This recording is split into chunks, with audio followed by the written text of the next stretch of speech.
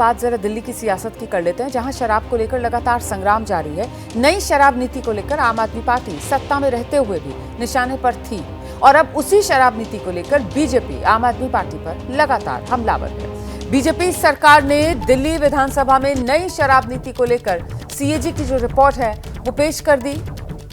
दिल्ली विधानसभा के विशेष सत्र का तीसरा दिन आज है और आज विधानसभा में इसी सीएजी की रिपोर्ट पर चर्चा होनी है। हालांकि आम आदमी पार्टी के कुल 22 में से 21 विधायक आप जानते हैं 3 दिन के लिए सदन से सस्पेंड कर दिए गए थे। ऐसे में सदन के भीतर हंगामे के आसार कम है, लेकिन बाहर आम आदमी पार्टी के विधायकों का प्रदर्शन जारी रह सकता है।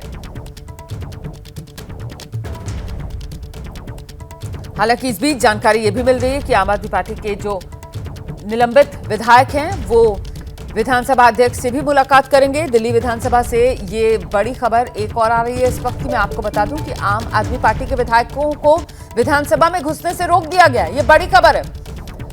शुक्रवार तक सस्पेंड आम आदमी पार्टी के 21 विधायक, लेकिन परिसर में भी विधायकों की एंट्री पर अब रोक लगा दी गई है। इस पर नेता विपक्ष दिल्ली विधानसभा आतिशी का पोस्ट सामने आया है। आतिशी ने लिखा है, दिल्ली विधानसभा के इतिहास में ऐसा कभी नहीं हुआ कि चुने हुए विधायकों को विधानसभा परिसर के अंदर ना घुसने दिया जाए।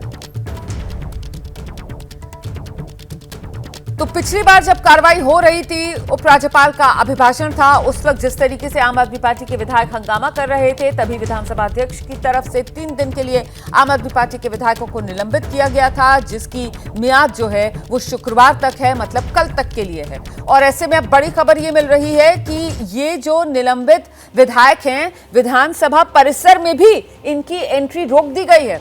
ये जानकारी खुद आतिशी की तरफ से सोशल मीडिया पर साझा की गई है। दिल्ली विधानसभा नेता प्रतिपक्ष आतिशी कह रही हैं कि ऐसा दिल्ली विधानसभा के इतिहास में कभी नहीं हुआ कि चुने हुए विधायकों को विधानसभा परिसर के अंदर ना घुसने दिया जाए। बीजेपी वालों ने सरकार में आते ही तानाशाही की हदें पार कर दी। जय भीम के नारे लगाने के लिए 3 दिन के लिए आम आदमी पार्टी के विधायकों को निलंबित किया गया। आज आप विधायकों को विधानसभा परिसर में भी घुसने नहीं दिया जा रहा है।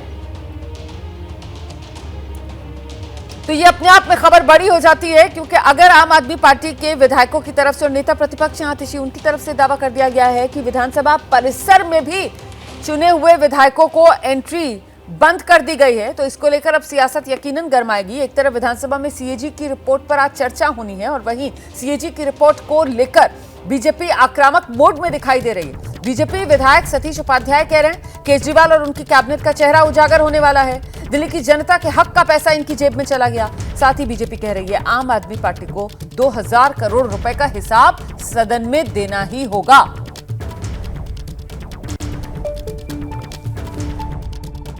रिपोर्ट में जिस प्रकार की खामियां हैं, जिस तरह के भ्रष्टाचार इसमें उजागर हुए हैं, जिस तरीके से इन्होंने अपने लोगों को, अपने सगे संबंधियों को फायदा पहुंचाया है, आज उस पर चर्चा होगी। और इस आम आदमी पार्टी के मुखिया केजरीवाल और इनकी पूरी कैबिनेट का चेहरा भी उजागर होगा कि कहां कितने बेईमान ये लोग हैं। 2000 करोड़ से ऊपर का जो हानि राजस्व की हुई है, इसका जवाब इस सदन में चर्चा के माध्यम से आम आदमी पार्टी की सरकार को देना पड़ेगा और इन सब के जेल जाने का रास्ता पूरी तरह से तैयार हो रहा है। तो सुन रहे हैं आप किस तरीके से बीजेपी पूरी तरीके से घेराबंदी करने के मूड में आम आदमी पार्टी की पिछली सरकार की, और इसी को लेकर सीएजी रिपोर्ट के आधार पर बीजेपी की तरफ से दावा ये बड़ा किया जा रहा है कि साहब ये करोड़ों का घोटाला जो आम आदमी पार्टी ने पिछली बार सत्ता में रहते हुए किया है, उसका एक एक पाई का हिसाब बीजेपी सदन में आम आदमी पार्टी से लेकर रहेगी।